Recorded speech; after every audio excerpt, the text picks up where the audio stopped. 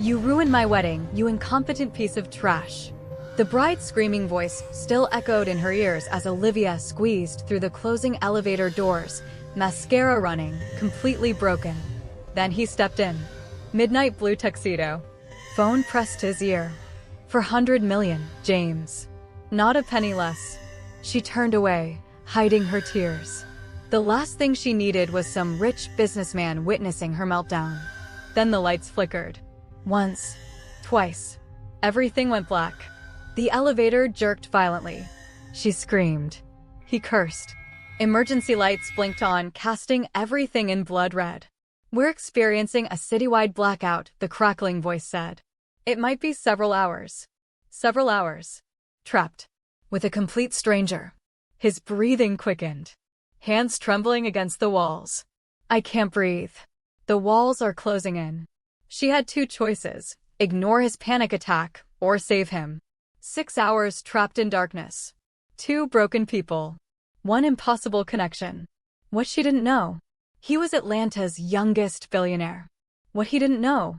She'd walk away carrying his child, and spend 16 months searching for a man she couldn't find.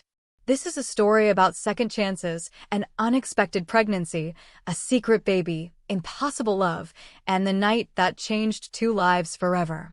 Hey besties, before we dive into this beautiful story, tell me where you're watching from, and don't forget to subscribe and like so I can share more heart-stopping stories with you tomorrow. It is your beautiful way of supporting us. Thank you all. Love you guys. Now let's begin. The elevator doors were closing when Olivia Mitchell squeezed through, mascara-stained face hidden behind her clipboard. She pressed the parking garage button with a trembling finger, desperate to reach her car before she completely broke down. The bride's screaming voice still echoed in her ears. You ruined my wedding. You incompetent piece of trash. A hand shot through the gap. The doors reopened. A man in a midnight blue tuxedo stepped inside, phone pressed against his ear, his voice sharp with authority. For 100 million, James. Not a penny less. The Buckhead Towers are worth twice that, and you know it. You have until midnight to decide or I'm walking. Olivia turned away quickly, wiping her eyes. The last thing she needed was some rich businessman witnessing her meltdown. The elevator hummed downward. 12, 11, 10. Then the lights flickered once, twice. Everything went black. The elevator jerked violently, throwing Olivia against the wall. She screamed. The man cursed. Emergency lights blinked on, casting everything in dim red. Oh God, Olivia whispered. What's happening? The man lowered his phone slowly. His light brown skin gleamed with sweat already forming. His mixed heritage showed in his sharp features, green hazel eyes, and loosely curled hair. We've stopped. No service. He turned in a slow circle, his breathing quickening. Olivia pressed the emergency button repeatedly until a crackling voice came through. This is hotel security. We're experiencing a citywide blackout. Power grid failure across Atlanta. You're safe, but we can't override the elevator manually. Fire department is overwhelmed. It might be several hours. Several hours? The man's voice cracked. How many hours exactly? We'll update you soon, sir. Stay calm. The line went dead. The man turned to face the wall, hands pressed flat against metal, fingers trembling. His shoulders rose and fell too rapidly. Hey, Olivia said softly. Are you okay? I'm fine, he snapped. Just leave me alone. You're clearly not fine. Your breathing is way too fast. I said I'm fine. He turned sharply, eyes flashing with anger and fear. Just back off, okay? Olivia crossed her arms. Well, we're stuck together for several hours, so you might as well drop the tough guy act. I've had the worst night of my life, and I'm not in the mood for male ego right now. He opened his mouth to respond, then stopped when he actually looked at her. Her brown skin was blotchy from crying, streaked with mascara. Her natural hair was messy. Her uniform was wrinkled.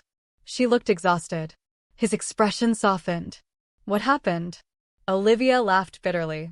Got screamed at by a bride because her ice sculpture melted too fast. Apparently that's my fault, not physics. My supervisor blamed me for ruining the wedding. I might lose my job over melting ice. She slid down the wall until she was sitting. Your turn. What's your damage? He hesitated for a long moment, his jaw working as if he was fighting with himself about whether to answer. Then slowly, carefully, he slid down the opposite wall until he was sitting across from her. Their legs almost touched in the confined space. The elevator couldn't have been more than 6 feet across. I don't do well in confined spaces, he admitted quietly, looking down at his hands. Claustrophobia. Childhood thing. He paused, swallowing hard. Got locked in a basement once by a group of kids at a country club my mother dragged me to. They thought it was funny that I wasn't white enough for their club, but too white to be really black. Mixed kid problems. He smiled bitterly. I was 7 years old. Screamed for 3 hours before someone found me. Missed my father's birthday dinner. He died 2 months later. Never got to celebrate another birthday with him. Olivia's irritation melted away instantly. Oh my God. That's absolutely terrible. I'm so sorry that happened to you. Kids can be so cruel. He shrugged, but she could see the old pain still living in his eyes. Built an empire partly to prove them all wrong. Now I own buildings taller than their entire neighborhood. My company's worth more than that country club's entire membership combined. But apparently, my body still remembers that basement. The panic attacks come back sometimes in elevators, small rooms, anywhere I feel trapped. So naturally, here I am. Stuck in the one place that terrifies me most. Olivia studied him more carefully now. The expensive suit, the designer watch that probably cost a fortune, the confident way he carried himself even while admitting vulnerability. This wasn't just some businessman. This was someone important. She reached across the small space between them and held out her hand. I'm Olivia. Olivia Mitchell. He looked at her hand for a long moment, as if deciding whether to accept this olive branch. Then he took it. His palm was warm, slightly damp with nervous sweat, but his grip was firm. Elijah. Elijah Cross. Nice to meet you, Elijah. Though I really wish it were under literally any other circumstances than being trapped in a hot elevator during a blackout. He laughed, and it was genuine this time, transforming his entire face. Agreed. This is definitely not how I planned to spend my evening. The first hour crawled by like molasses. The heat was already becoming oppressive, the air thick and heavy. Elijah had removed his tuxedo jacket, loosened his bow tie completely, and unbuttoned the top 3 buttons of his shirt. Olivia could see a thin gold chain around his neck. She'd pulled her hair up higher, trying to get it off her neck, and was fanning herself with her clipboard. So what's a billionaire doing at the Marquis Hotel on a Thursday night? Olivia asked, breaking another long silence. Or are you just a millionaire? I don't want to assume. Elijah raised one eyebrow, a slight smile playing at his lips. What makes you think I'm either one? You said you own buildings. Plural. Your watch costs more than my car. Probably more than my car and my rent combined. You were trying to close a $400 million deal in an elevator like it was nothing. And you carry yourself like someone who's used to getting whatever you want. She tilted her head. Am I wrong? He smiled wider now. Observant. I like that. Most people don't really see anything beyond what they want to see. He paused. Real estate development. I buy properties, renovate them, develop them, flip some, keep others as long-term investments. Started with one small duplex in College Park 12 years ago when I was 20. Now I have developments in 8 states. Hotels, luxury apartments, commercial buildings, urban renewal projects. Impressive. Olivia meant it. And this hotel? This hotel is actually one of mine. Cross Properties bought it 3 years ago, renovated it, turned it into one of the most profitable boutique hotels in Atlanta. I was here tonight for an investor dinner on the top floor restaurant. Trying to close funding for a new development in Buckhead. You own this hotel? Olivia's eyes widened as the realization hit her. So technically, I work for you. Or I did. Until I probably get fired tomorrow for the ice sculpture disaster. You won't get fired, Elijah said firmly. I'll make sure of it. You don't have to do that. I don't need charity or special treatment. It's not charity. You got blamed for something that wasn't your fault. That's not right. Besides, if I own the hotel, I should make sure good employees are treated fairly. His eyes were serious. Tell me your supervisor's name. Jennifer Hartwell. But really don't. I can fight my own battles. I'm sure you can. He leaned his head back against the wall. So tell me about you. Event coordinator. What else? What's your story, Olivia Mitchell? She sighed, debating how much to share with this stranger. But something about being trapped together, about the intimacy forced by the situation, made her want to be honest. Former foster kid. Bounced around 6 different homes from age 8 to 18. My mom died of an overdose, never knew my dad. When you turn 18 in the foster system, they basically hand you a garbage bag of your belongings and say good luck with life. No preparation, no support system, no safety net. Just figure it out or fail. Elijah's expression shifted to something soft and pained. That's incredibly hard. I'm sorry. Don't be. It made me strong. Or stubborn. I haven't decided which one yet. She smiled slightly. Put myself through community college while working 3 jobs. Got my event planning certificate. Worked my way up from setting up chairs to actually coordinating events. It's not my dream job, but it pays my bills. Mostly. What is your dream? He asked, leaning forward with genuine interest. If you could do anything, without money being an issue, what would you do with your life? Olivia's entire face transformed, lighting up with passion for the first time since he'd met her. I'd open a comprehensive community center specifically for foster youth.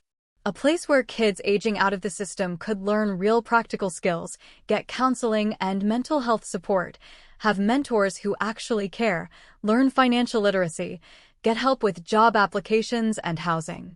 Because when you turn 18 in foster care, they hand you maybe $1,000 if you're lucky and expect you to survive. No one teaches you how to budget, how to find an apartment, how to interview for jobs, how to cook, how to handle trauma. I want to change that entire system. I want to be the support I never had. That's genuinely beautiful, Elijah said quietly, something like admiration in his voice. And important. You should absolutely do it. She laughed sadly, the light fading from her face again. Sure. Let me just find a few $1 million lying around. Maybe check under the couch cushions. Dreams are nice, but reality is rent and groceries and student loans.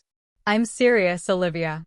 He pulled out his phone, even though there was still no signal, and typed something into his notes app.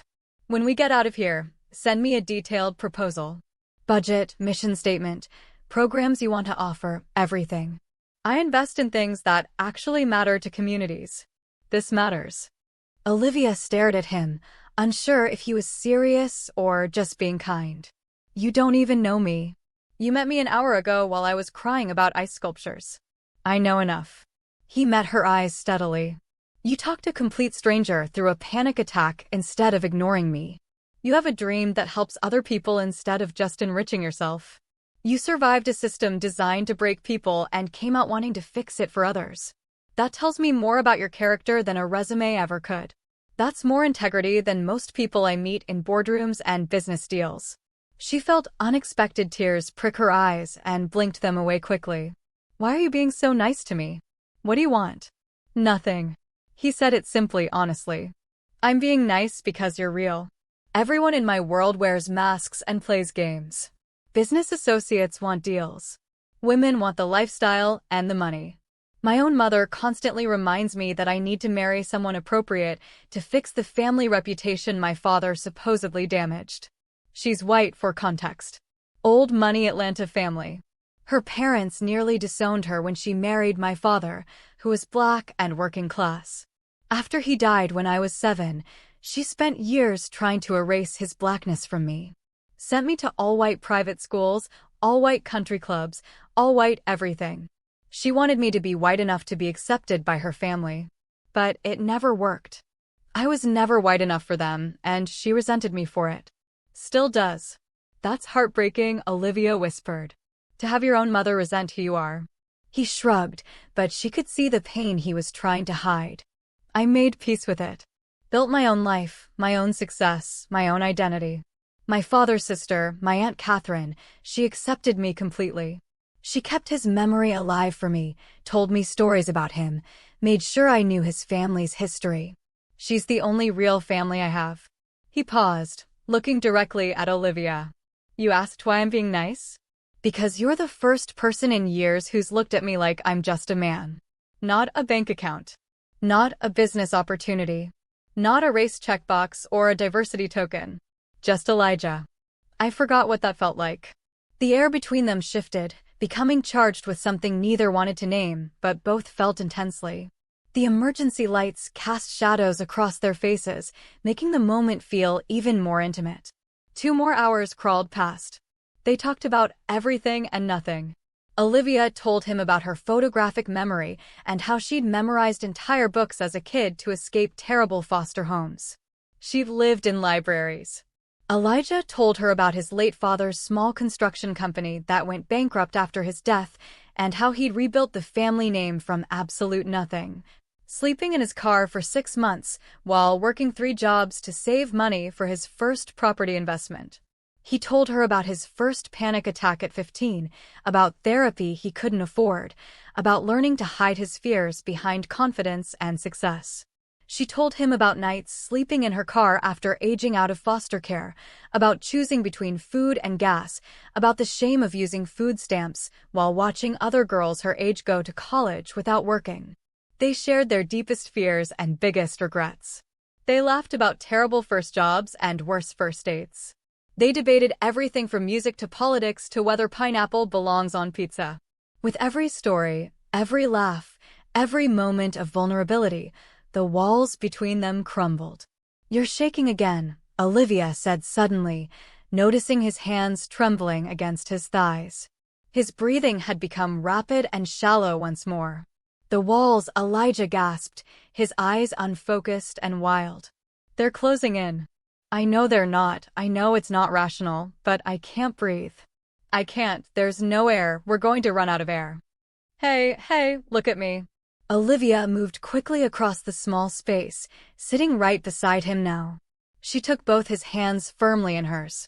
Elijah, look at me right now. His panicked eyes found hers, pupils dilated with fear. Breathe with me. Right now. In through your nose, count to 4. She demonstrated, breathing slowly and deliberately. He tried, failing, gasping instead. You're okay. I promise you're okay. I'm right here with you. You're not 7 years old anymore. You're not in that basement. You're Elijah Cross. You're 32 years old. You own this entire building. These walls work for you, not against you. You're safe. He focused on her voice like a lifeline, his fingers gripping hers almost painfully tight. In through your nose, she repeated firmly. 1, 2, 3, 4. Hold it. Now out through your mouth. 1, 2, 3, 4, 5, 6. He managed a shaky inhale this time. Good. That's so good. Again. Stay with me. Breathe with me. They breathed together like that for nearly 10 minutes, her voice calm and steady, her hands never leaving his, until gradually his panic subsided like a wave retreating from shore. He slumped against her shoulder, completely exhausted, his face buried against her neck. I'm sorry, he whispered against her skin. I'm so sorry. I'm supposed to be strong. I'm supposed to have it all together. Stop. She turned slightly so she could see his face. Everyone breaks sometimes. That's not weakness. That's being human. You don't have to be strong every second. Not with me. He lifted his head slowly and looked at her. Their faces were only inches apart now, close enough that she could see gold flecks in his hazel eyes, close enough to feel his breath on her lips. His hand came up to cup her cheek, his thumb brushing away a tear she hadn't realized had fallen. Thank you, he said softly, his voice rough with emotion. For seeing me. For not judging me. For being here. You're welcome, she whispered back. Neither of them moved. The emergency lights flickered, casting dancing shadows. The air felt electric, charged with tension and possibility. Then Elijah leaned forward and kissed her. It was gentle at first, questioning, giving her every chance to pull away. But Olivia didn't pull away. Instead, she kissed him back, her hands sliding up to his shoulders. 6 hours of forced intimacy, of stripping away every pretense and protection, of sharing their deepest selves in the darkness. It all culminated and exploded in that moment. The kiss deepened, became urgent. His hands tangled in her hair. Her fingers gripped his shirt. Years of loneliness and pain and walls built for protection crumbled between them. "This is crazy," Olivia whispered when they finally broke apart, both breathing hard. "Completely insane," Elijah agreed, his forehead pressed against hers. "We don't even really know each other. I feel like I've known you my entire life." "That's just the trauma bonding talking. Is it?" He pulled back to look at her seriously. "Because it feels real to me. This feels more real than anything I've felt in years." She couldn't argue with that because she felt it too. That inexplicable connection, that sense of finding something she hadn't known she was searching for. They kissed again, and this time neither of them held back. When the elevator suddenly lurched back to life 90 minutes later, flooding with bright fluorescent light and jerking into motion, they sprang apart like teenagers caught by parents. They were disheveled, breathing hard, both aware of how far things had gone in the darkness. The doors opened with a cheerful chime to reveal a crowd of firefighters, hotel security staff, and EMTs waiting on the ground floor. Camera flashes went off. A small crowd of hotel guests had gathered. "Are you both all right?" a firefighter asked urgently, stepping forward. "Any injuries? How are you feeling?" "We're fine," Elijah said too quickly, his businessman mask sliding instantly back into place. He grabbed his tuxedo jacket from the floor and stepped out without looking back at Olivia, immediately surrounded by concerned staff. "Sir, we need to check your vitals," an EMT insisted, trying to guide him to a wheelchair. "I'm fine. I need to call my office. Where's my phone?" Elijah was already walking away, security guards materializing around him, assistants appearing with tablets and files. "Ma'am, let us check you over," another EMT said to Olivia. She stood alone in the elevator, watching Elijah disappear into a crowd of people, her heart pounding with confusion and hurt. Just like that, he was gone. No goodbye, no phone number, no acknowledgement of what had happened between them. "Ms. Mitchell?" Her supervisor Jennifer appeared, clipboard in hand, face stern. "I need you to file an incident report immediately. And we need to discuss your performance review from tonight." Just like that, Cinderella's carriage turned back into a pumpkin. Reality crashed down hard. Elijah disappeared into his world of wealth and power. Olivia was swept back into her world of obligations and struggles and consequences. She never got his number. He never got hers. She didn't even know his company's name to look him up. 2 weeks later, Olivia sat on her bathroom floor at 6 in the morning, staring at 3 positive pregnancy tests lined up on the edge of the sink like an accusation. "No," she whispered to herself, her hands shaking violently. "No, no, no, this can't be happening." Her hands trembled as she counted backwards on her fingers, checking dates in her phone calendar. The elevator. It had to be from the elevator. They'd been reckless, caught up in the intensity and emotion, in the feeling of connection neither had experienced before, in 6 hours of intimacy that felt like 6 years. Her foster sister Jasmine, her best friend since they'd met at age 12 in the same group home, knocked loudly on the bathroom door. "Liv? You okay in there? You've been in there for like 20 minutes. I need to pee before work." Olivia opened the door slowly, her face completely pale, her eyes wide with shock. Jasmine took one look at the pregnancy tests lined up on the sink and immediately pulled Olivia into a tight hug. "Oh, honey." "Oh no. Was it that guy from the gym? The one who kept asking you out?" "No." Olivia's voice broke. "It was the elevator. That night during the blackout. The man I was trapped with. I don't know what happened, Jazz. 6 hours trapped together, and it felt like we'd known each other forever. We talked about everything. He understood me in a way no one ever has. And then we got carried away, and now I'm pregnant, and I don't even know his last name. I can't find him. I've tried everything. I don't know what to do." "Then we figure it out together," Jasmine said firmly, holding her tighter. "You and me like always. You're not alone in this. You've never been alone as long as I'm alive. Olivia tried everything she could think of over the next month. She called the Marquis Hotel at least 20 times, begging them for guest records from the night of the blackout. Privacy laws and company policy prevented them from sharing any information. She searched every social media platform for Elijah, real estate, Atlanta. Hundreds of results came up, none matching his face or his voice or those eyes she couldn't forget. She even went back to the Marquis Hotel 5 nights in a row after her shifts at a new job, sitting in the lobby for hours, hoping desperately to see him walk through the doors. Nothing. It was like he'd never existed, like she'd imagined the entire thing.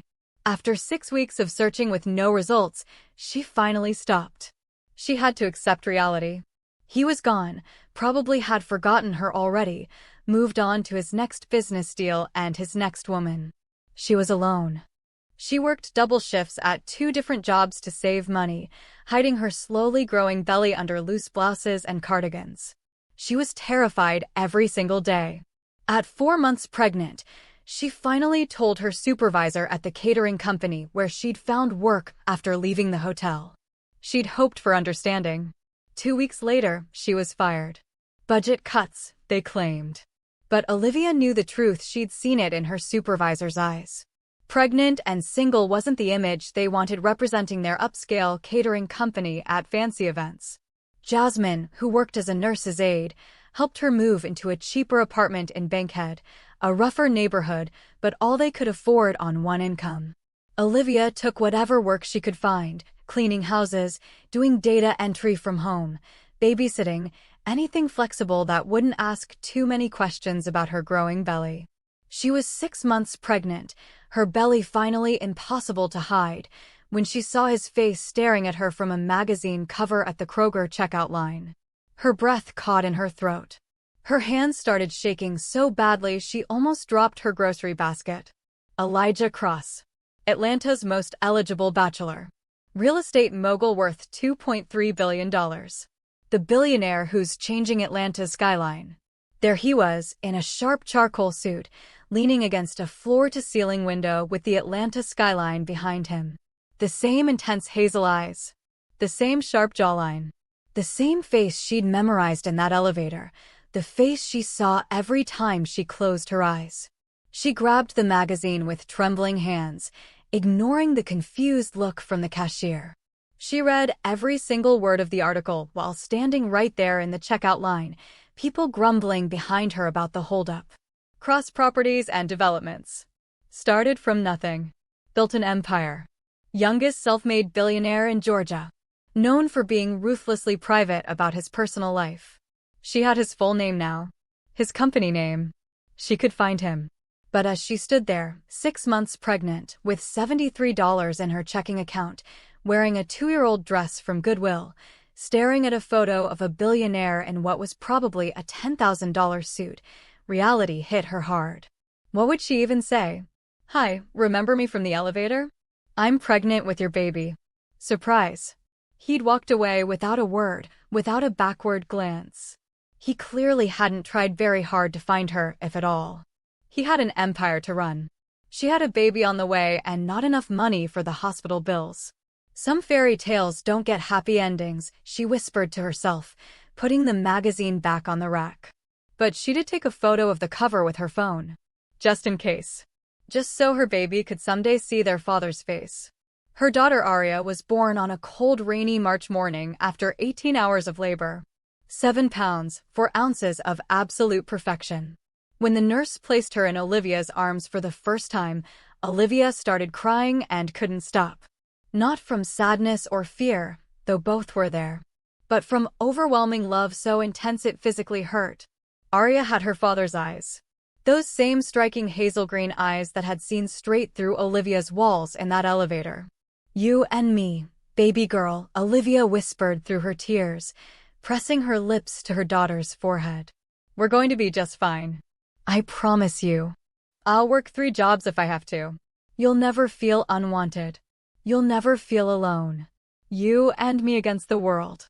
Jasmine was there, had been there through the entire labor, holding Olivia's hand and wiping her forehead and telling her she was strong, she could do this. She's beautiful, Jasmine whispered, looking down at baby Arya. She looks just like you. Well, except those eyes. Those are definitely his eyes. I know, Olivia said softly. She'll probably ask about him someday. Then we'll figure that out when the time comes, Jasmine said firmly. But right now she has you. And you're enough. You've always been enough. If you're absolutely loving this story, smash that like button right now and drop a comment telling us what you think Olivia should do next. Should she try to find Elijah again or protect her daughter from potential rejection? Let us know. And don't forget to subscribe to Edge of Heartbeat Stories because this story is about to take a major turn you won't see coming. 14 months crawled by slowly. Olivia worked 3 part-time jobs while Jasmine watched Arya during the day before her own nursing shifts started. Money was impossibly tight. There were nights Olivia ate ramen so Arya could have formula and diapers. There were times she cried in the shower from exhaustion and fear and loneliness. But there were also moments of pure joy. Arya's first smile. Her first laugh. Her first word, which was mama. Her first steps. Every milestone felt like a victory against impossible odds. Olivia took a part-time position at a struggling community center in Southwest Atlanta, teaching basic computer skills to foster youth in the evenings. It barely paid anything, but it felt like the beginning of her dream, even if it wasn't her own center. The kids reminded her of herself, lost and scared and trying desperately to survive a system that didn't care about them. She was setting up chairs one evening for a financial literacy workshop, Arya playing with blocks in the corner under Jasmine's watchful eye, when her phone rang. Unknown number. She almost didn't answer, assuming it was a spam call. Hello? Ms. Mitchell? Ms. Olivia Mitchell? This is Catherine Washington from Cross Properties and Developments. Olivia's blood went completely cold. Her hands started shaking so badly she almost dropped her phone. Cross Properties. His company. Yes, this is Olivia, she managed to say. How did you get my number? What do you want? I'm calling because there's a charity gala tomorrow evening for urban youth development initiatives, the woman continued, her voice kind but formal. My nephew Elijah will be receiving a humanitarian award for his work revitalizing underserved neighborhoods. I thought you might like to attend as my guest. I can have a car and an appropriate dress sent to your address. Your nephew, Olivia repeated, her mind spinning. You're Elijah's aunt. How do you even know who I am? How did you find me?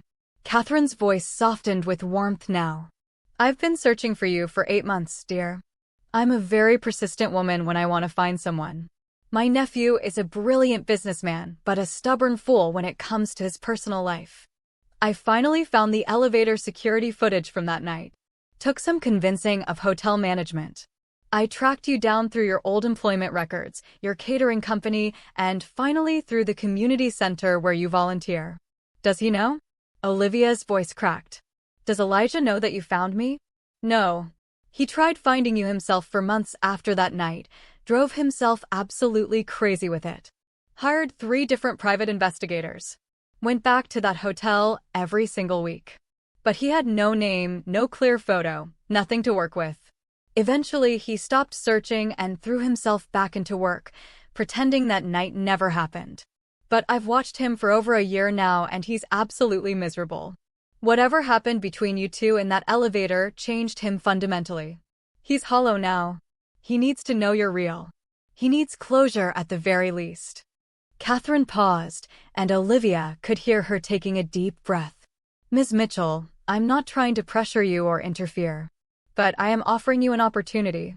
A chance to face him, to talk to him, to tell him whatever you need to tell him. I'll have everything arranged, a dress in your size, a car service, childcare if you need it. Come to the gala or don't come. That choice is entirely yours. But I think you both deserve to at least have a conversation. There's something you should know, Olivia said quietly, her heart pounding. Before you make this offer, there's something he doesn't know about. I know about Arya, Catherine said gently. I've seen the photos on your social media. She has my nephew's eyes. She has my late brother's eyes, Elijah's father. I'd recognize those eyes anywhere. Olivia sat down hard on one of the folding chairs, her legs suddenly unable to support her. You You've known this whole time. I suspected when I saw her photos. The timeline matched. Those eyes confirmed it. That's my great-niece, Miss Mitchell.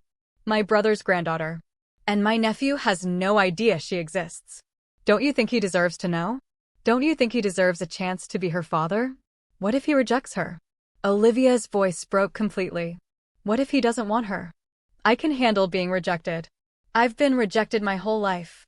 But I can't let Arya be rejected by her own father. I can't watch her feel that pain. And what if he doesn't reject her? Catherine asked softly. What if he's been lost and searching and incomplete for 16 months because a piece of his heart has been walking around without him? You won't know unless you give him the chance. Give them both the chance. The line went quiet for a long moment. I'll have the dress and car information sent to your phone within the hour, Catherine finally said. The gala is tomorrow night at the Georgian Terrace Hotel, 7 o'clock. Come or don't come, Miss Mitchell. But if you do come, bring Arya. He should meet his daughter. The line disconnected. Olivia sat there staring at her phone, her mind racing, her heart pounding. Jasmine appeared beside her, having heard the entire conversation from across the room. You have to go, Jasmine said firmly. Liv, you have to go. He deserves to know he has a daughter. And honestly, you deserve answers about why he disappeared. You've wondered every single day for 16 months. Now you can find out. What if he's married? What if he has moved on? What if seeing him again destroys me? Then we'll deal with that together. But baby girl, what if none of those things are true? What if he's been as lost as you've been? The next evening, Olivia stood in front of her bathroom mirror, barely recognizing herself. The emerald green gown that had been delivered that afternoon fit perfectly, hugging her curves in ways that made her feel beautiful for the first time since before Arya was born. Her natural hair was styled in elegant curls framing her face. Jasmine had done her makeup, subtle but striking. You look absolutely stunning, Jasmine said from the doorway, holding Arya, who was wearing a tiny white dress with matching shoes. And this little princess is ready to meet her daddy. I'm terrified, Olivia admitted, her hands shaking as she tried to put on earrings. What if this is a huge mistake? What if I'm about to ruin his entire life? Or what if you're about to complete it? Jasmine countered. Stop catastrophizing and go face this. You've survived worse than a conversation with a billionaire. You're stronger than you think. The car service arrived exactly on time, a sleek black town car with a professional driver who treated her like royalty. The drive to the Georgian Terrace felt simultaneously too long and too short. The hotel was magnificent, all crystal chandeliers and marble floors and guests dripping in diamonds. Olivia felt completely out of place despite her beautiful dress. She held Arya on her hip, the 14-month-old looking around with wide, curious eyes. Catherine Washington found them immediately upon arrival, an elegant black woman in her 60s wearing a stunning purple gown, her silver hair styled immaculately. You came, she said warmly, her eyes filling with tears. Oh, you actually came. And this precious angel must be Arya. She reached out gently. May I? Olivia carefully transferred Arya to Catherine's arms. The older woman looked down at the baby and tears spilled over. Oh my goodness. She looks exactly like Elijah did as a baby. Exactly like my brother. It's like seeing him again. She pressed a kiss to Arya's forehead. Welcome to the family, sweet girl. Welcome home. I don't know if I can do this, Olivia whispered, panic rising. Maybe this was a mistake. You can, Catherine said firmly, still holding Arya. And you will. Because that man in there has been half alive for 16 months. You have a chance to bring him back. She paused. The ballroom is through those doors. He'll be speaking in about 20 minutes. I'll keep Arya with me until the right moment. I promise I'll take good care of her. Before Olivia could respond, Catherine disappeared into the crowd with Arya, leaving her alone. The ballroom was absolutely packed with Atlanta's elite. Senators, CEOs, society wives, everyone dressed in designer everything. Olivia stood near the back, trying to be invisible, her heart hammering against her ribs. Then the lights dimmed. A woman took the stage to introduce the evening's award recipient. And then Elijah walked out. Olivia's breath caught painfully in her chest. He looked exactly the same, but also completely different. Still devastatingly handsome in a perfectly tailored black tuxedo, his mixed heritage evident in every feature. But there was a hardness to him now that hadn't been there in that elevator. His eyes looked tired, almost empty. His smile was professional, but didn't reach his eyes. He looked like a man going through the motions of living without actually being alive. He approached the microphone to accept his award, his voice confident and practiced, the voice of someone who'd given 1,000 speeches. "Thank you all for this incredible honor," he began, the standard opening. "This award represents years of work and dedication to revitalizing underserved communities in Atlanta. But if I'm being completely honest with all of you, it also represents something else. Running." The crowd murmured, surprised by the unexpected turn. Elijah's professional mask cracked slightly. "I've spent the last 16 months running. Running from vulnerability. Running from the one night that showed me what real connection actually feels like. Running from the most honest conversation I've ever had with another human being." He paused, gripping the podium. "Somewhere in this city is a woman I met during a blackout. I was trapped in an elevator with her for 6 hours during the worst storm of the summer. In those 6 hours, she showed me more genuine humanity, more real compassion, more authentic connection than I'd experienced in 32 years of life. She talked me through my worst panic attack. She shared her deepest dreams with me. She made me remember what it felt like to be truly seen by another person. To be valued for who I am, not what I have." The ballroom had gone completely silent. 500 people hung on every word. And when those elevator doors opened and reality came crashing back, Elijah continued, his voice rough with barely controlled emotion. "I walked away. I walked away because I was terrified. Terrified that what I felt was too real. Terrified that someone like her, someone genuine and kind and strong, could never fit into my carefully controlled world. Terrified that I'd found exactly what I needed and I would inevitably ruin it the way I ruin everything I truly care about." He looked down at his hands, then back up at the crowd. "So this award? This recognition? It means absolutely nothing if I can't find the courage that she had. The courage to be real. The courage to be vulnerable.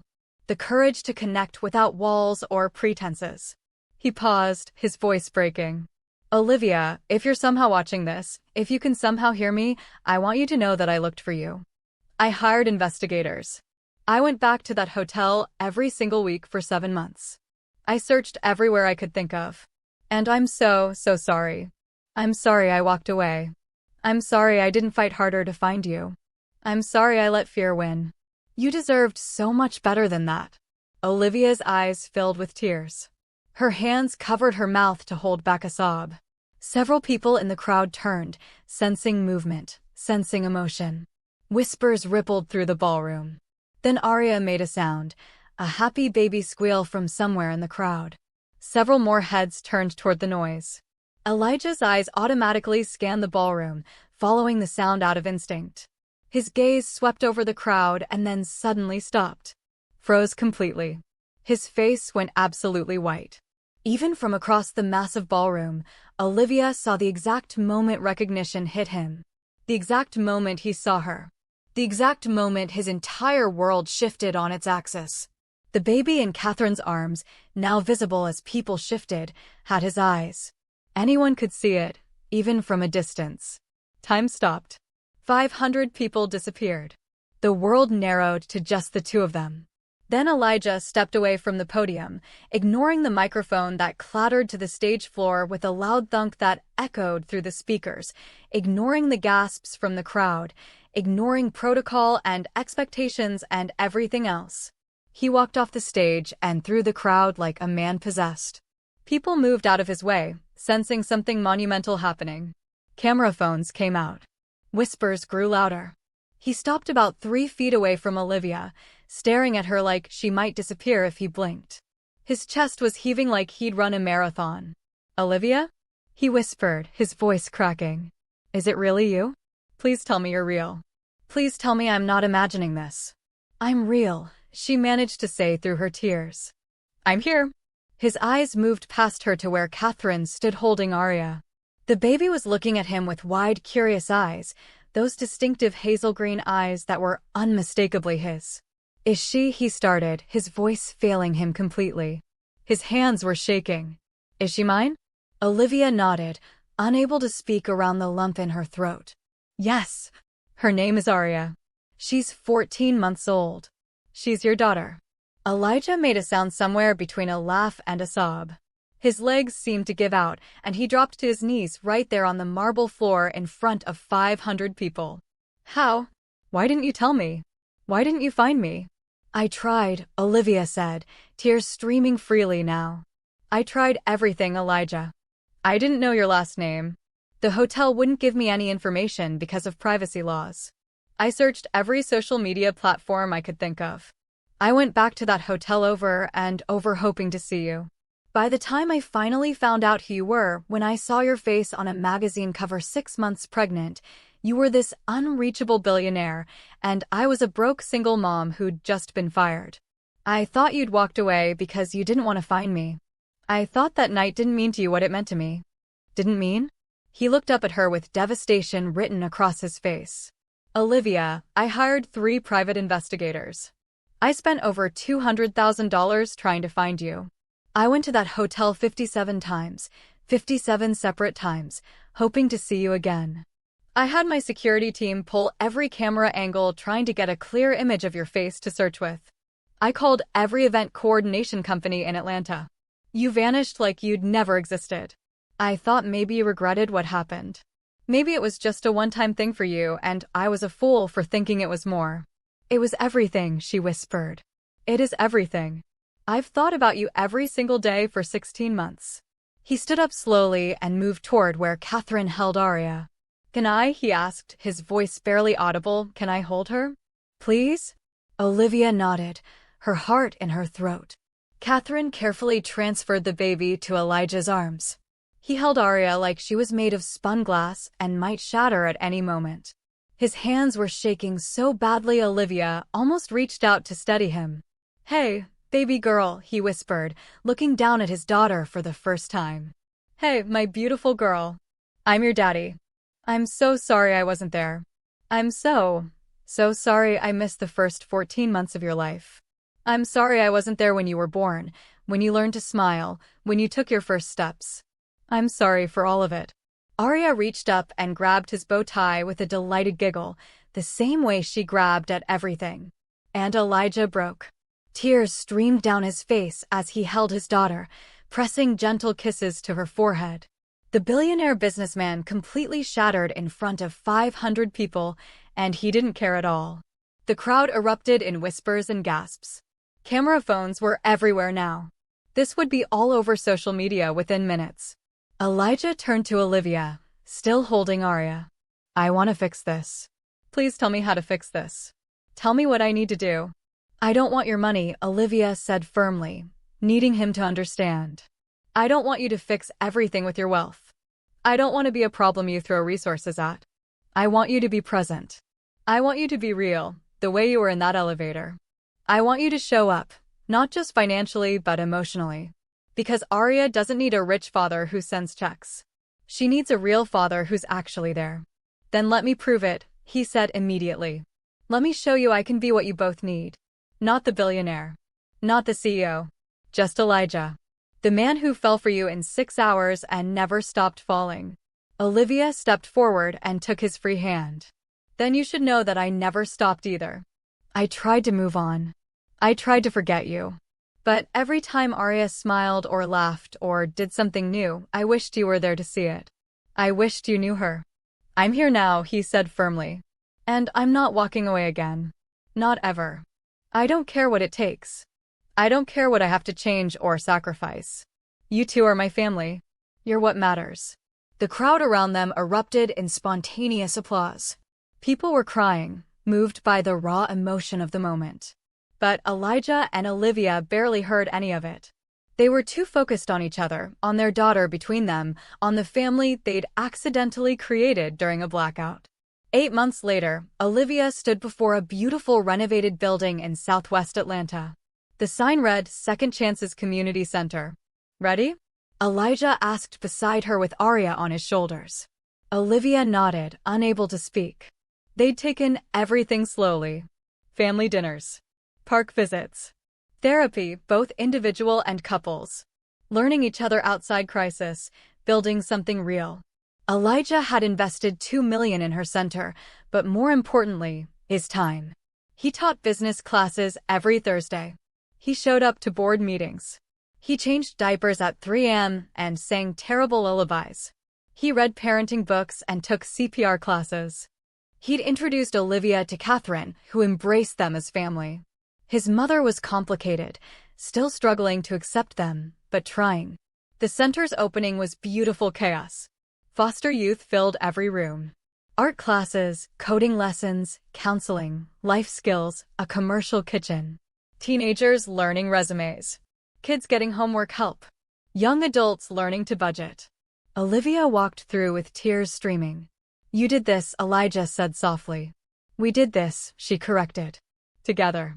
That night, after Arya was asleep, Elijah got on one knee in their living room. He pulled out a simple ring, just an elegant gold band with a small emerald. "I got trapped in an elevator with you for 6 hours," he said. "But I was trapped without you for 16 months, and that was worse than any panic attack. I don't want to claim my daughter.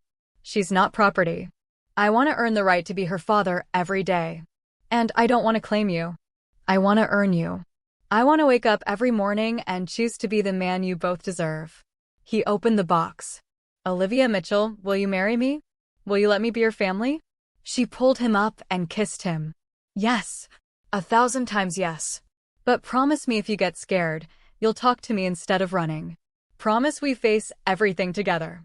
"I promise," he said. "No more running. No more walls. Just us, being real, even when it's terrifying." They married 3 months later at the community center, surrounded by foster kids, Jasmine as maid of honor, Catherine crying through everything. Arya was flower girl, toddling down the aisle throwing petals everywhere wrong. Everyone laughed with pure joy. When they exchanged vows, there wasn't a dry eye. "You found me in my darkest moment," Olivia said. "In that elevator, you showed me vulnerability isn't weakness. You gave me a daughter who is the greatest gift. And you've proven love is a choice we make over and over. I choose you, Elijah. Today and every day." Elijah's voice was thick. "You saved my life in that elevator. You reminded me what it felt like to be human. To be seen and accepted. You gave me a daughter who teaches me unconditional love. And you've given me a second chance I didn't deserve. I choose you. I choose our family. I choose this real life over everything." When they kissed, Arya clapped and shouted, "Mama, Dada," and everyone erupted in applause and tears. They danced as husband and wife, Arya between them, swaying together as a family. This story teaches us that sometimes the most unexpected moments change our lives forever. It shows us that real strength isn't avoiding vulnerability, it's choosing to trust again after being hurt. It reminds us that family isn't about blood, it's about who shows up when the lights go out. And it proves that love isn't about perfect timing or circumstances. It's about two imperfect people refusing to give up on each other. It's about second chances and building something real from broken pieces. If you enjoyed this story, don't forget to like, comment where you're watching from, and subscribe for more beautiful tales of love, redemption, and second chances. See you in the next one.